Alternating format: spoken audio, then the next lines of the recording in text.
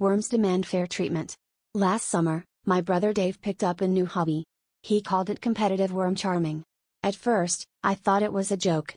But then he showed up with a tiny spade, a watering can, and a kazoo. Apparently, the idea was to coax worms out of the ground using vibrations and music. We all had a good laugh picturing him serenading earthworms. But Dave was serious about it. He signed up for a local competition and even asked me to be his worm manager, a role that sounded as prestigious as it was baffling. The first few competitions went without a hitch.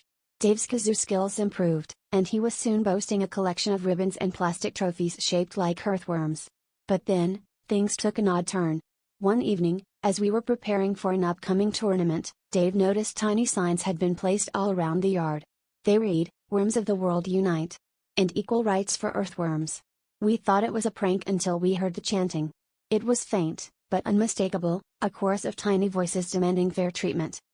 Curious and slightly unnerved, we did some digging, literally, and discovered a worm-sized picket line forming near Dave's kazoo case.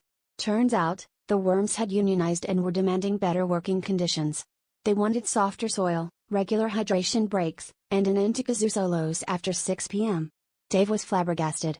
He had to negotiate with their worm representative, a particularly persuasive nightcrawler named Wiggles, who insisted on bi-monthly meetings and a worm-friendly playlist. In the end, Dave agreed to their demands, and the competitions resumed. But now, his kazoo renditions were accompanied by a tiny worm orchestra that would only play union-approved tunes. As strange as it was, Dave was content, until Wiggles approached him with one last request. "We need a worm welfare program," Wiggles insisted. "After all, we can't have worm burnout." And that's when Dave deadpanned, "I guess we really have to watch out for worm out fatigue."